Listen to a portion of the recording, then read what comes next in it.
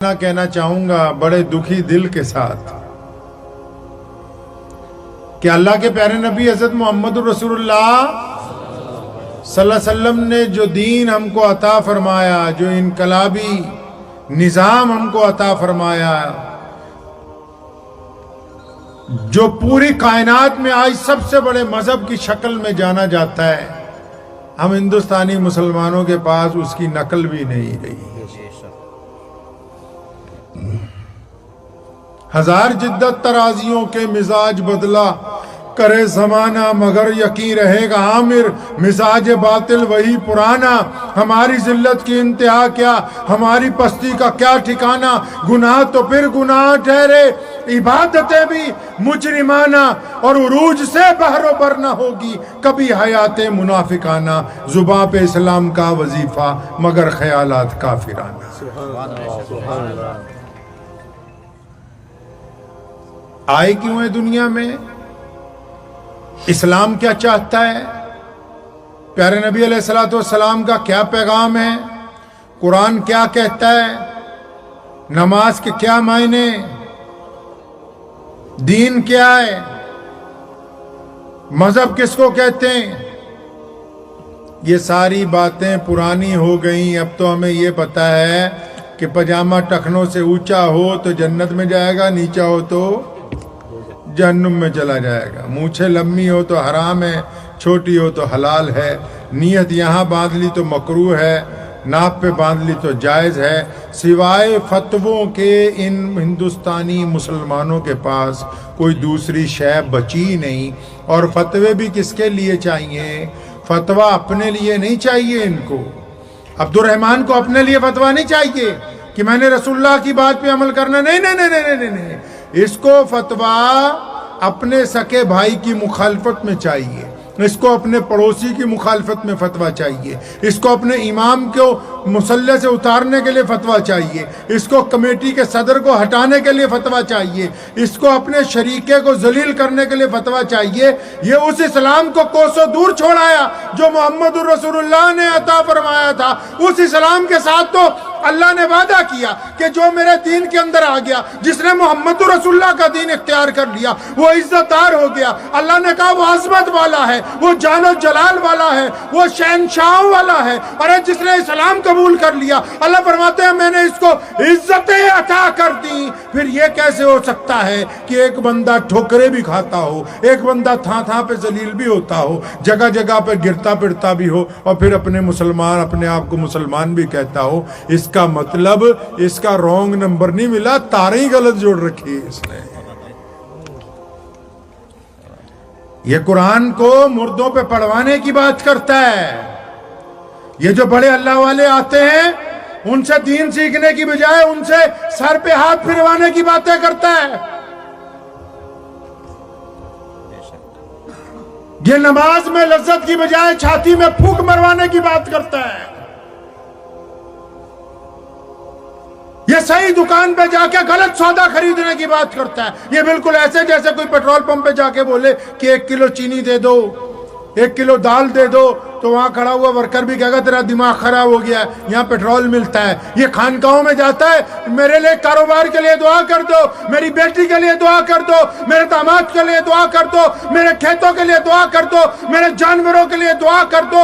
یہ اللہ والے اس کام کے لیے بنے ہیں کہ یہ تمہارے لیے دعائیں کریں اور تم نماز بھی نہ پڑھو۔ یہ اس کام کے لیے بنے ہیں کہ تعویذ لکھ کے دے دے، تم گلے میں لٹکاتے ہوئے پھرتے ہو۔ تم صحیح دکان پہ جا کے جب تک غلط سامان مانگتے رہو گے کبھی گھر کے اندر صحیح چیز پہنچے گی؟ ہمیں وہ باتیں نہیں کرنی آتی جو آپ کو لذت دے سکیں، وہ لفظ ہمیں نہیں آتے جو آپ کی جیب میں سے 500 روپے نکلوا دیں۔ ہمیں پتا ہے قوم کو مرض لگ گیا بزدلی کا، قوم کو مرض لگ گیا نفاق کا، قوم کو مرض لگ گیا خود غرضی کا، قوم کو مرض لگ گیا ایک دوسرے کی دشمنی کا۔ تو میں تمہیں کہتا رہوں کہ اتنا تسبیح پڑھو، اتنی نیکیاں مل جائیں گی۔ کون کہتا ہے کہ ان کو نیکیاں مل جائیں گی؟ کس کتاب میں لکھا ہے کہ ان کو نیکیاں مل سکتی ہیں؟ قرآن پاک میں صاف کہا کہ منافقوں کے لیے کوئی جگہ نہیں اسلام میں۔ دوگلوں کے لیے کوئی جگہ نہیں اسلام میں. جو باہر سود خور ہے مسجد میں نمازی ہے, باہر اپنے بھائی کا دشمن ہے مسجد میں نمازی ہے, باہر بیوی کے منہ پہ تھپڑ مارتا ہے مسجد میں نمازی. اس کو یہی پتہ نہیں کہ نماز کیوں فرض کی گئی. جس کو یہ پتہ نہ ہو کہ نماز کیوں فرض کی گئی, جسے یہ پتہ نہ ہو کہ مسجد کیوں بنائی گئی, وہ مسجد کا پردھان بنا پھرتا ہے. تو ان کی اگر چھترول نہیں ہوگی تو پھر اور کس کی ہوگی بھائی. میں باغپت گیا, کل بھی میں نے پٹیالہ میں ایک قصہ سنایا, آپ بھی سن لو. رات کو بہت سارے لوگ فرصت میں ہوتے ہیں. کسی کی شادی میں گیا تھا, وہاں سے نکلا, آج سے 2-3 سال پہلے کی بات بتاتا ہوں. وہاں سے جب نکلا, مجھے جانا تھا سہارنپور بیہٹ روڈ پہ بھی ایک اور شادی تھی, وہاں بھی جانا ضروری تھا. تو ظہر کی نماز جس مسجد میں پڑھی ہے تو یہ شرم کی بات, لیکن میں نے اب یہ فیصلہ کیا کہ جب تک اس مریض کو یہ نہیں نہ بتاؤں گا کہ مرض کیا لگا ہوا ہے تجھے, ان کا علاج نہیں ہونا. جب تک اولاد کے گناہ پہ پردے ڈالتے رہو گے, ان کو اس نے سدھرنا نہیں ہے. تو راستے میں ایک جگہ نماز کے لیے رکا, میری اہلیہ بچے سب ساتھ میں تھے. تو ان اہلکاروں کو جو ساتھ میں, ان کو دیکھ کے نا بہت سارے لوگ اکٹھے ہو گئے. تو ان کو پتہ لگا کہ پنجاب کے شاہی امام صاحب کا بیٹا آیا ہوا ہے یہاں. اس وقت میں امام نہیں بنا ہوا تھا, والد صاحب زندہ تھے رحمت اللہ علیہ, میں اس ذمہ داری پہ نہیں تھا. تو کئی 20-25 لوگ اکٹھے ہو گئے. میں مسجد کا نام بھی نہیں بتاتا تمہیں, ہائی وے پہ ہے, شاملی روڈ پہ. اور مجھے کہنے لگا جی حضرت جی کچھ بتا جاؤ, جو ہمارے یہاں کا رواج ہے کہ جی حضرت جی آئے پائے, یہ لیٹ ہی ہو جائے رات کو, بس ہمارے گھر آ جاؤ.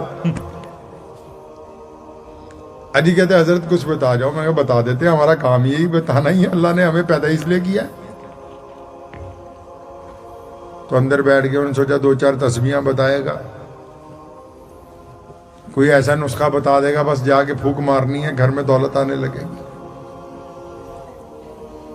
تو میں نے ان سے پوچھا, میں کہ استنجا خانے میں ابھی میں گیا تھا, بے انتہا گندا ہے, اس میں ہزاروں بیڑیوں کے ٹکڑے پڑے ہوئے ہیں, یہ سرکار نے کہا ہے اتر پردیش کی کہ مسجد میں گن ڈال کے رکھو.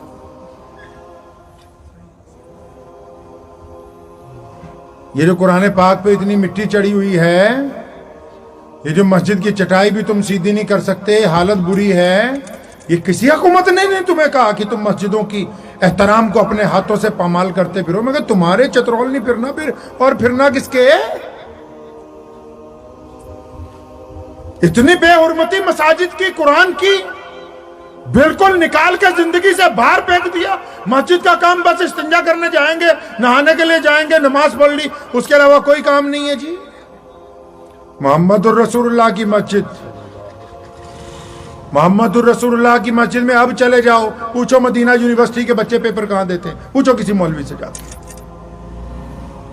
مدینہ منورہ یونیورسٹی کے بچے پیپر کہاں دیتے ہیں, ان کے میڈیکل ٹیسٹ کہاں ہوتے ہیں. مدینہ منورہ میں کسی کو کوئی پریشانی آ جائے وہ کہاں جاتا ہے. محمد رسول اللہ کی مسجد میں پنچایتیں ہوتی ہیں بیٹھ کے کہ آؤ ہم بتاتے ہیں کیسا ایسا ہوگا تاکہ دین کے مطابق ہو. محمد رسول اللہ کی مسجد میں یتیموں کی کفالت ہوتی ہے کہ ہم بتائیں گے کس غریب کو کیا دینا چاہیے, اس کی ضرورت کیا ہے. محمد رسول اللہ کی مسجد میں مسافروں کو کھانا کھلایا جاتا ہے. محمد رسول اللہ کی مسجد میں مظلوموں کا ساتھ دینے کے لیے حضور صلی اللہ علیہ وسلم خود چل کے ساتھ جاتے ہیں. تم نے کیا سمجھا کہ مسجد 5 وقت نماز پڑھنا ہے؟ بڑے بڑے اللہ والوں سے پوچھتا ہوں میں بار بار, کس بات کا رونا ہے کہ جی ہمیں یہ نہیں ملا, ہمیں وہ نہیں ملا, اقتدار میں حصہ داری نہیں ہے. میں ان سے بار بار یہ پوچھتا ہوں. آج بھی بہت سارے علماء آئے تھے دوپہر لدھیانہ ملنے, تو میں نے ان سے بھی پوچھا نماز کیوں پڑھتے ہیں. کیا کوئی بندہ بتا سکتا ہے 2 لفظوں میں نماز کیوں پڑھتے ہیں؟ نماز پڑھنے کا حکم قرآن میں ہے, اور ہم مولویوں نے, اس ملک کے مولویوں نے پچھلے 75 سال میں مسلمانوں کو یہ سمجھایا کہ یہ قرآن چودھری صاحب کے مرنے پہ پڑھنے کے لیے. یہ تمہاری دکان جب کھولنی ہے تو وہاں ختم دینے کے لیے ہے. یہ تمہاری بیٹی کی جب شادی ہوگی تب اس کا ختم دینا ہے. اور یہ بھی کہا ساتھ میں ہم نے کہ بالکل تم اس کو ترجمہ نہیں پڑھ سکتے, گمراہ ہو جاؤ گے, نعوذ باللہ. तुम इस काबिल नहीं हो कि इसको पढ़ो, ना तुम इसका तर्जमा पढ़ सकते हो, ना तफसीर पढ़ सकते हो। हम खुद तुम्हें बता देंगे, तुम बस तिलावत करो और बढ़िया रेशमी गिलाफ ले आओ, कोई बढ़िया खरीद के इसको उसमें पैक करके रखो। मैं पूछता हूं कि अच्छा कलाम कौन करता है दुनिया में? सबसे अच्छा कौन कलाम कर सकता है? इमाम बुखारी से पूछो सबसे अच्छा कलाम किसका है, वो कहते हैं कलामुल्लाह है, मतलब अल्लाह का कलाम है। अच्छा जी, अल्लाह का कलाम सबसे अच्छा है? अल्लाह कैसे बोलते हैं? मतलब कुरान में बोलते हैं, पढ़ो। ओहो, अच्छा ये वो वाला कुरान है जो हमने बंद करके रखा है। मुझे बता दो, अच्छे अच्छे मौलवी को बताओ कितनों ने कुरान पाक की तफसीर पढ़ी? कितनी मस्जिदें ऐसी जहां कुरान पाक की तफसीर होती?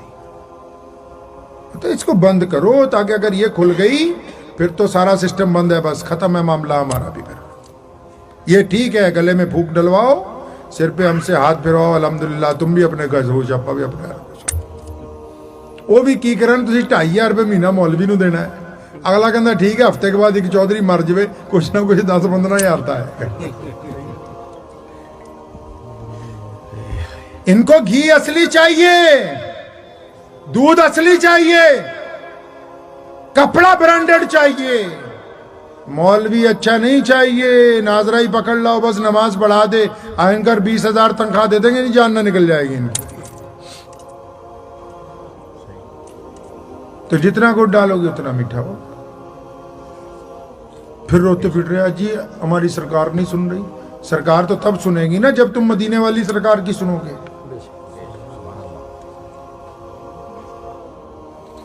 ऐसी ऐसी बातें होती, मैं जाता हूं अक्सर जलसों में, मैं सुनता हूं ऐसी ऐसी बातें करते जिनका जमीन और आसमान के बीच में बात है, कुछ लेना देना नहीं मुसलमानों से। हजारों जलसे हो रहे हैं शाबान में, करोड़ों रुपया खर्च हो रहा है। ना तुम ये बताते हो कि मुसलमानों के मसाइल क्या है, ना ये बताते हो मुसलमानों को बीमारी क्या है, ना ये बताते हो कि इस बीमारी का हल क्या है। मैंने कईयों को पूछा नमाज क्यों पढ़ते?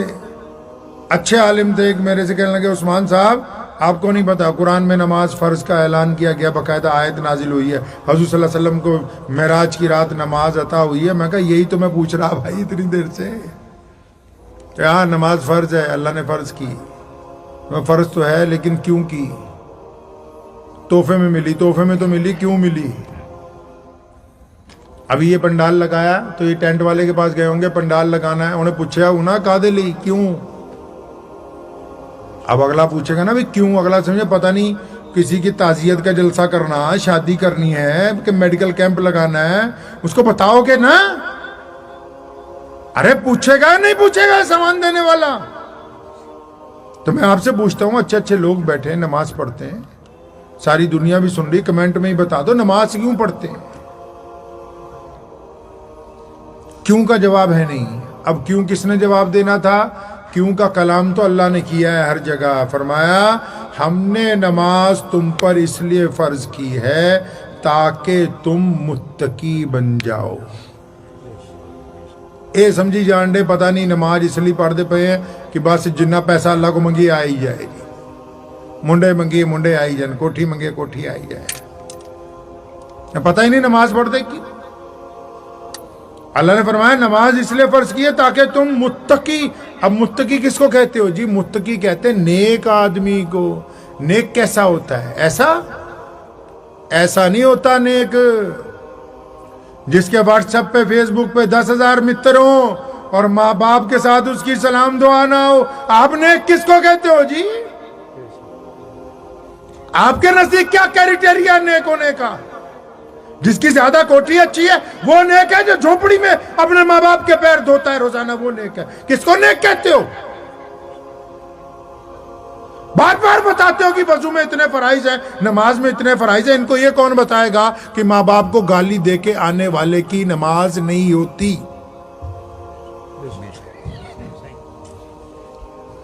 यार बिल्कुल मतलब ही बदल दिया सारे इस्लाम का, बंदर बांटी कर दी पूरी की पूरी। फिर रोते फिर रहे हैं कि हमारी कोई सुन नहीं रहा। अरे हमने अल्लाह की सुननी छोड़ दी। नमाज इसलिए फर्ज की, अल्लाह चाहते हैं बंदा मेरा मुत्तकी बन जाए, नेक बन जाए। पूछा रसूलुल्लाह से या रसूलुल्लाह آپ کیا کہتے ہیں نماز کے متعلق؟ امام بخاری جواب دیں گے کہ اللہ کے نبی صلی اللہ علیہ وسلم کہتے ہیں کہ نماز نمازی کے درمیان اور گنہگار کے درمیان فرق پیدا کرتی ہے. جو نمازی ہوگا وہ دیانتدار ہوگا، جو نمازی نہیں ہوگا وہ دیانتدار نہیں ہوگا. تو پتہ نہیں ہے کہاں لکھا ہے. یہی بتا بھائی 33 مرتبہ 34 مرتبہ 35 مرتبہ، وہ تو اپنی جگہ جائز ہے، بات بالکل درست ہے. لیکن جو سجدہ بھائیوں کی دشمنی دل میں لے کر، جو سجدہ اپنی بیوی کی دشمنی دل میں لے کر، جو سجدہ اپنے پڑوسی کی دشمنی دل میں لے کر، جو سجدہ سود کا پروگرام دل میں لے کر، جو سجدہ کسی سے ٹھگی مارنے کا ارادہ دل میں لے کر اللہ کے حضور جو سجدہ کیا جا رہا ہے، ان کو بتاؤ کہ یہ سجدہ نہیں ہوتا. کوسوں پیچھے چھوڑا ہے اس اسلام کو یار. یہ کیسے ہو سکتا تھا کہ مسلمان بھی ہو اور عزت دار نہ ہو؟ یہ تو دو متضاد باتیں یار، الگ الگ باتیں. ایمان والا ہو اور اللہ تعالیٰ اس کو عزت نہ دے. پتہ لگا یہ شکل سے ایمان والے ہیں، اندر سے ابھی کھوکھلے ہیں، ان کے پاس وہ ایمان نہیں ہے.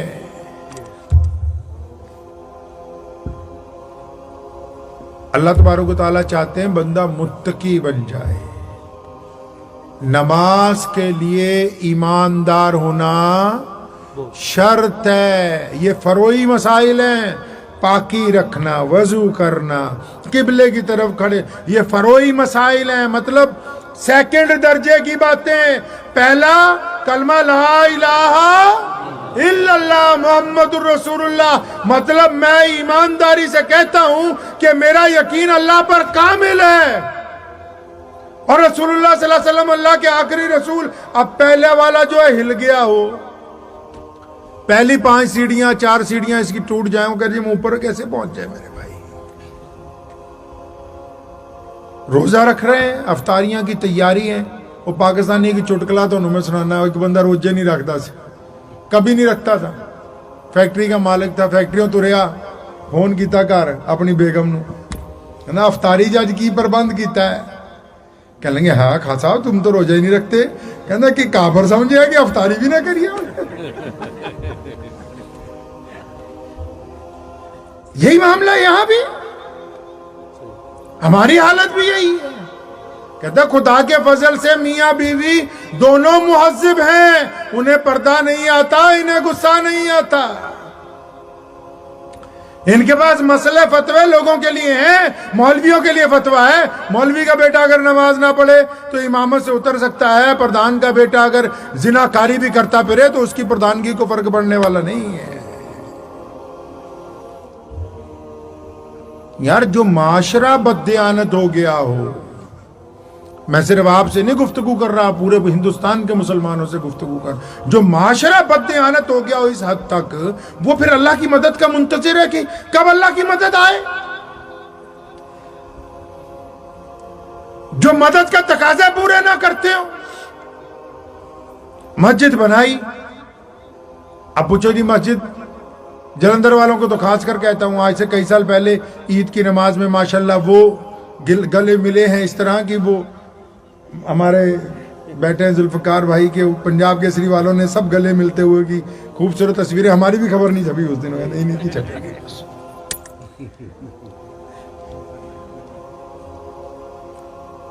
مسجد کیوں بنائی؟ آپ یہ دیکھیں نا ہم نے کہاں کہاں اسلام کو چھوڑا ہے. یہ نہیں پتا تھا نماز کیوں پڑھتے، اللہ چاہتے ہیں کہ متقی بن جائے. روزے کیوں رکھتے ہیں؟ اللہ نے فرمایا روزے اس لیے فرض کیے تاکہ تمہارے گناہ چڑھ جائیں. زکوٰۃ اس لیے تاکہ تمہارا مال پاک ہو جائے. مسجد کیوں بنائی جی؟ اگر یہ پردھان جی بتائیں گے مسجد کیسے بنے گی، کہاں بنائیں گے، ارے حضور صلی اللہ علیہ وسلم سے بھی پوچھ لو، جن کا دین ہے ان سے بھی پوچھ لو، جو اسلام کے مالک ہیں مالکانوں بھی پوچھ لو کہ مسجد کیسے بنانی ہے، مسجد چلتی کیسے ہے. مولوی کہتے ہیں 5 نمازیں فرض ہیں، وہی 5 نمازیں بڑی ہیں. یہ حضرت جی آئے ہوئے جانسٹ سے میرا پور سے پوچھو، ان 5 نمازوں سے بڑی ایک نماز ہے جس کو تہجد کی نماز کہتے ہیں. تہجد کی نماز میں امام چاہیے جی، وہ بولو روٹی نہیں کھوانی مولوی صاحب، کتنے گئے مولوی ہو مفتی کھواتی روٹی، پھر تو بول دے نہیں پہ میں تھا. بھائی تہجد کے لیے امام چاہیے، نہیں چاہیے. اذان تہجد میں اذان مسجد میں جانا ہے. یہ تو مانتے ہو کہ تہجد ان 5 نمازوں سے زیادہ بڑی ہے نا؟ پھر ان 5 کے لیے اتنا بڑا سسٹم کیا لگا ہے؟ اگر تہجد ان 5 سے بڑی ہے، وہ گھر میں ہو سکتی ہے، اس کے لیے امام کی ضرورت نہیں، اس کے لیے مسجد کی ضرورت نہیں، تو پھر یہ جو اتنا بڑا ہم نے سسٹم بنایا، جگہ خریدی، دیواریں کی، بہترین چھت ڈالی، اچھے محراب بنائے، عام گھر سے زیادہ 20 گنا زیادہ خرچہ ہوتا ہے مسجد پہ، پتہ ہے آپ کو؟ عام عمارت سے 20 گنا زیادہ خرچ ہوتا ہے مسجد کے ممبر و محراب پہ. وہ کیوں بنایا بھائی؟ ارے ہمیں تو پتہ نہیں کیوں بنایا، اتنا پتہ ہے 5 ٹائم نماز ہوگی، 1 پردھان ہوگا، 20 ممبر ہوں گے اس کے. بعد میں آرام سے بریانی منگا کے کھائیں گے اکٹھے بیٹھ کے، پھر دیکھیں گے اگلے جمعے کیا کرنا ہے.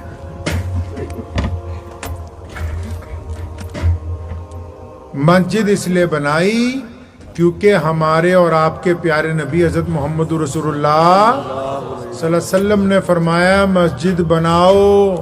اگر آپ پوچھیں یا رسول اللہ کیوں بنانی ہے، امام بخاری جواب دیں گے، امام نسائی، امام ابو داؤد، تمام بڑے ائمہ جو ہیں، ہم پوچھتے ہیں رسول اللہ سے تو اللہ کے رسول صلی اللہ علیہ وسلم کی باتیں وہ بتاتے ہیں. ہم پوچھیں گے کیوں بنانی ہے تو کہتے ہیں کہ اللہ کے نبی نے فرمایا مسجد اس لیے بنائی تاکہ تم جماعت کے ساتھ نماز ادا کرو. پھر اگر پوچھیں یا رسول اللہ جماعت کے ساتھ کیوں، کیسے نماز پڑھنی ہے، پھر امام بخاری کہتے ہیں کہ اللہ کے رسول کا حکم ہے کہ کندھے سے کندھا ملا کے نماز ادا کرو. پوچھیں کندھے سے کندھا کیوں ملائیں؟ ارشاد ہوتا ہے تاکہ تمہارے دل آپس میں مل جائیں. سبحان اللہ. اب میں پوچھا کرتا ہوں ان مسلمانوں کو کہ جس رسول نے اس لیے مسجد بنائی کہ نماز تو گھر میں بھی ہو سکتی تھی، نماز تو چھپ کے اگر پڑھی جائے تو زیادہ فضیلت والی ہے، یہ اذان کے ساتھ مسجد اس لیے بنائی، یہ جماعت اس لیے قائم کی تاکہ تم اتفاق کی دولت سے مالا مال ہو جاؤ. اب جن نمازیوں کو یہ پتہ نہ ہو کہ دائیں کون کھڑا ہوتا ہے بائیں کون کھڑا ہوتا ہے، 5 نمازیں 5 جماعتیں اس لیے کہ فجر میں اگر عابد سلمانی نہیں آئے، ظہر میں نہیں آئے، عصر میں نہیں آئے، مغرب میں نہیں آئے تو عشاء میں جبار بھائی عبدالباری گھر جائیں گے پوچھنے کہ میاں آج کہاں رہ گئے. پریشان ہوگا تو کہیں گے ہم تیرے ساتھ ہیں، ڈرتا کیوں ہے؟ ان کو پتہ ہی نہیں ہے کہ مسجد بنائی کیوں. یہ تو اپنی ایران تران کی مارتے ہیں کہ ہاں جی مسجد کے اندر فلاں کے لیے پنکھا چلے گا، فلاں کے لیے نہیں چلے گا، فلاں کے لیے یہ ہوگا، فلاں کے لیے وہ نہیں ہوگا. کیا باتیں میاں تمہاری. مسجد تو اللہ کے رسول صلی اللہ علیہ وسلم نے اس لیے بنائی کہ ایک خوبصورت سماج تیار کرنا ہے،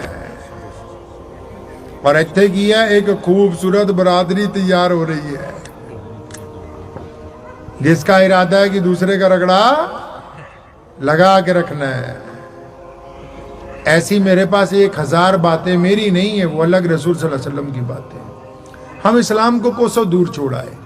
ایک بات یاد رکھو، وقت بھی بہت ہو گیا ہے، اسلام فتووں میں نہیں ملے گا، مسئلوں میں نہیں ملے گا. اگر آپ اسلام کو جاننا چاہتے ہیں، اللہ کے پیارے نبی حضرت محمد رسول اللہ صلی اللہ علیہ وسلم کی سیرت، ان کی پیدائش سے لے کے آخری وقت تک رسول اللہ کی سیرت پڑھیے، آپ کو مسئلے بھی سمجھ آ جائیں گے، فتوے بھی سمجھ آ جائیں گے، لیکن آپ کو اصل میں اسلام سمجھ آ جائے گا کہ اسلام آپ سے کیا چاہتا ہے. کیونکہ جب رسول اللہ کو پڑھیں گے، پوری دنیا میں جو مسلمان ہیں وہ اسی لیے ہیں کہ رسول اللہ صلی اللہ علیہ وسلم نے ایک ایسا دین ہمیں عطا فرمایا جو لوگوں کو عزتیں بانٹنے آیا، لوگوں سے محبتیں بانٹنے آیا، جس نے چھوا چھوت کا خاتمہ کیا، جس نے غریب کو اپنے گلے کے ساتھ لگایا، جس نے کالے اور گورے کے فرق کو ختم کیا. تبھی تو پوری دنیا میں اسلام پہنچا ہے نا جی.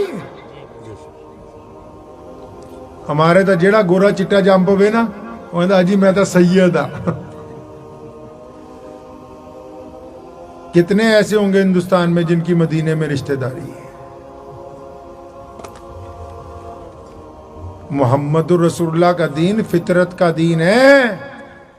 یہ عزت ہمارے سر پر رسول اللہ نے رکھی ہے. ہم تو بہت دبے ہوئے لوگ تھے، ہم تو معاشرے میں بہت نیچے تھے،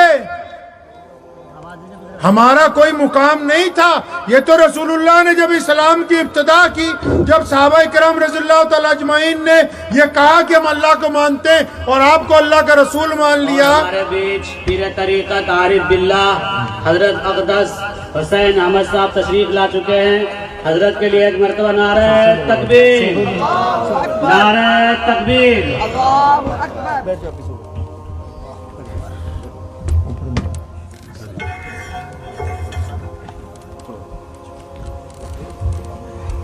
تو جب رسول اللہ صلی اللہ علیہ وسلم نے اسلام کی ابتدا میں یہ کہہ دیا نا، بلال ابو بکر کے بھائی ہیں، بلال حبشی ہیں، غلام ہیں، کالے ہیں، اور ابو بکر جو ہیں مکے کے شہزادے ہیں. تو دنیا کو ہم جیسے جو لوگ تھے، پوری دنیا میں جو دبے ہوئے لوگ تھے، غریب لوگ تھے، پوری دنیا میں جو لوگ ظلم کے اندر پس رہے تھے، جو انسانوں کو، جن انسانوں نے غلام بنا رکھا تھا، جن کے پاؤں میں بیڑیاں تھیں، یہ اسلام ایسے نہیں پہنچا. جب یہ طوفانی پیغام گیا نا کہ ایک اللہ وحدہ لا شریک کی عبادت رسول اللہ کی رسالت کے ساتھ تمام لوگوں کو برابری کا درجہ مل گیا ہے، تو دیکھتے ہی دیکھتے پوری دنیا کے اندر اسلام پہنچ گیا ہے.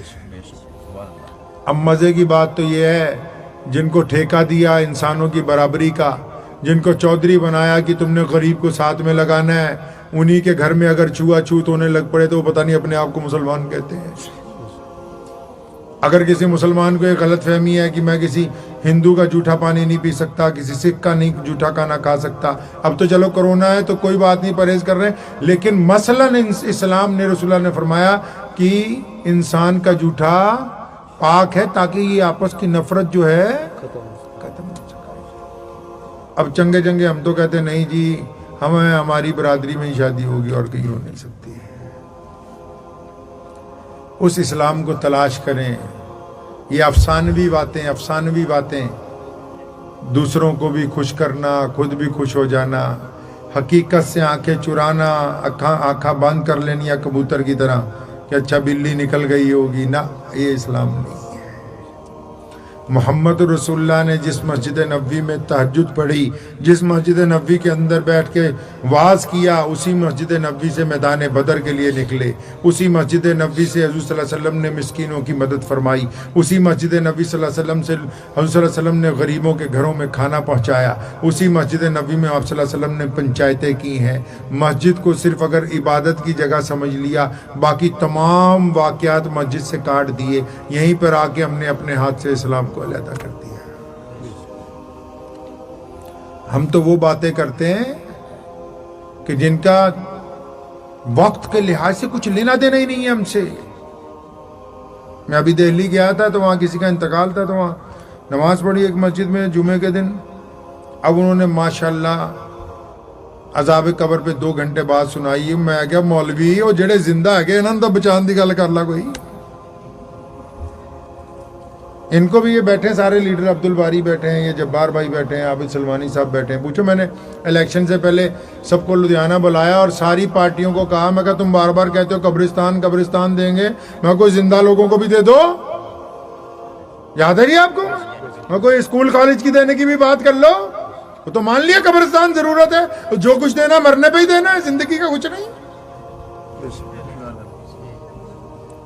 شریعت میں لکھا ہے کہ جمعے کے خطبے میں، امام بخاری میں باقاعدہ حدیث درج ہے کہ رسول اللہ صلی اللہ علیہ وسلم کی سنت ہے، جمعے کے خطبے میں جب پہلی دفعہ رسول اللہ صلی اللہ علیہ وسلم کھڑے ہوتے تھے تو یہ بات کرتے تھے کہ مدینہ کے گلی کوچوں میں کیا بات ہو رہی ہے، کون سا دشمن ہم پر حملہ آور ہونا چاہتا ہے، کس نے ہماری اقتصادیات کو نقصان پہنچانے کی بات کی ہے، کون ہماری مخالفت کرنے کے لیے آگے بڑھتا ہے، کس کو کیسے روکا جائے گا، مسلمانوں کو معاشی طور پر کون سی تنگی ہے، ہماری تعلیم کا نظام کس جگہ اور بڑھانا چاہیے، کہاں مبلغ اور بیچنے ہیں. یہ پہلے خطبے کی باتیں. جب بیٹھ کے دوبارہ اٹھتے تھے تو فرماتے تھے نماز پڑھنی ہے، روزہ رکھنا ہے، حج کرنا ہے، زکوٰۃ دینی ہے، گناہوں سے بچنا ہے. تم نے تو پہلی بات ہی ختم کر دی، بس دوسری پہ ٹک گئے جا کے.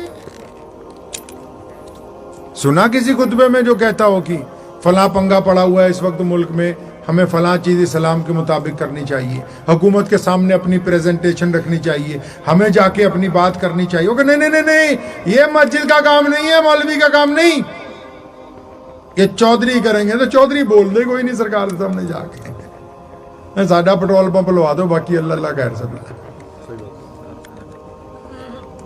اسلام کو مذہب بنانے کی کوشش مت کریں. یہ دین ہے محمد الرسول اللہ کا. مذہب صرف عبادت کا طریقہ ہوتا ہے. یہ محمد الرسول اللہ کا دین ہے. اس کو دین رہنے دیں گے تب ہم ترقی کر سکتے ہیں. اگر ہم اللہ اور اس کے رسول کی اطاعت کریں گے تب ہم ترقی کر سکتے ہیں. اگر دین میں ہم اپنا مزاج شامل کریں گے تو پھر ہم ترقی نہیں کر سکتے. مہمان آ گئے, ہمارے اکابر تشریف لے آئے ہیں. ہم تو آپ کے صوبے کے رہنے والے ہیں.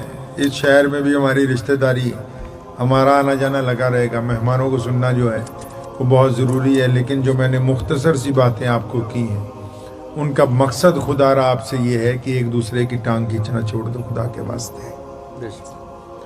اسلام اور ملت اسلامی اور اس ملک کے مفاد کے لیے آپ کیا کر سکتے ہیں وہ کر لو. غیبت سے بچ جائیے, خود پسندی سے بچ جائیے. اللہ آپ کو عزت دیں گے. اگر کوئی آپ کو ناراضگی ہے نا, کسی سے آپ کو کسی سے ناراضگی ہے نا, اور روز سوچتے ہو اچھا اس نے میری عزت نہیں کی, ایک دفعہ رات کو بستر پہ لیٹ کے کبھی یہ بھی سوچ لو کہ میری زبان سے کون کون تنگ ہے, کہ میرے رویے سے کیا میرا باپ دکھی ہے, میری بیوی پریشان ہے, میرے بچے مجھ سے خوفزدہ ہیں, میرا پڑوسی مجھ سے دہشت کھاتا ہے, میرا ملازم مجھ سے تنگ ہے. وہ کدی ادھر بھی مارو چاہتی. میں اکثر جاتا ہوں, پرسوں نرسوں میں ٹانڈے میں تھا ایک جگہ, نکل کی بات ہے, پٹیالے کی نہیں, بٹھنڈے کی کے پاس کی. تو میں نے وہاں پوچھا, میں کہا اگر ہم تبلیغ شروع کریں, دین کی تبلیغ شروع کریں اگر, تو کہاں سے کریں گے جی؟ دین کی تبلیغ شروع کہاں سے کرنی چاہیے؟ گھر سے کرنی چاہیے نا بھائی. وہ بول لو, سامنے ہی بیٹھے, گھر سے شروع کریں. ابھی ایک صاحب نے مشورہ دیا مسجد سے, چلو گھر سے کرتے ہیں. بھائی تم